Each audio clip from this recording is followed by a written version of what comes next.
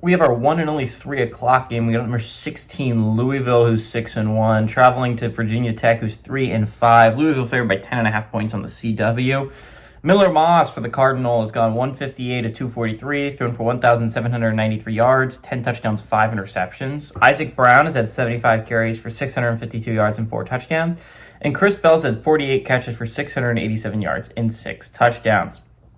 Kyron Drones for the Hokies gone 141 to 236, thrown for 1,516 yards, 14 touchdowns, 6 interceptions. Marcellus Hawkins has had 85 carries for 531 yards and a touchdown, and Aiden Green has had 23 catches for 365 yards and 2 touchdowns. Virginia Tech is 6-3 against Louisville all time. Last game did go to Virginia Tech in 2023. Louisville is 0-3 when going to Blacksburg to play Virginia Tech, and Louisville is 1-2 in one-possession games against the Hokies. Brom is 1-0 against the Hokies during his tenure so far as the Cardinal head coach there.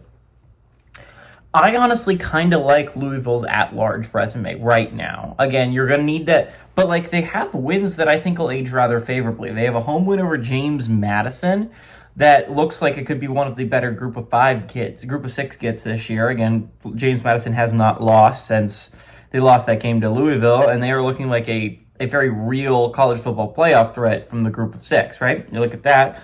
They have a home win against Pitt. That's a big win, it's looking like. Oh, wait, no, a road win against Pitt, so even better. That's looking like a very solid win to the resume. Their only losses to Virginia at home, which isn't great on one hand, but on the other hand, it's a solid loss. It's not hurting you that much outside of tiebreakers now because Virginia's strength of schedule is not as strong as yours. Our strength of record is not as strong as yours, so it's bringing you down. Louisville would be very high in the playoff picture if it wasn't for the fact that the tiebreaker for Virginia is dragging them down to that tiebreaker level.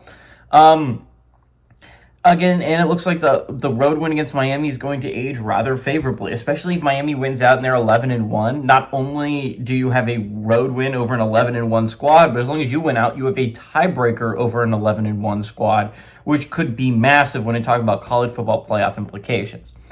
Again, Louisville's schedule down the stretch is not that difficult. Outside of the road trip to SMU, it seems very doable. Home game against Kentucky, home game against Cal, home game against Clemson. They only have 2 more road trips left, and this is one of them. Now, again, Virginia Tech's coming off a big win, right? They upset Cal at home. Well, upset. They were favored in that game, but Cal was a team that was still hanging around in playoff contention. In double overtime, Virginia Tech gets a thrilling win to keep their bowl hopes alive, move to 3-5 overall.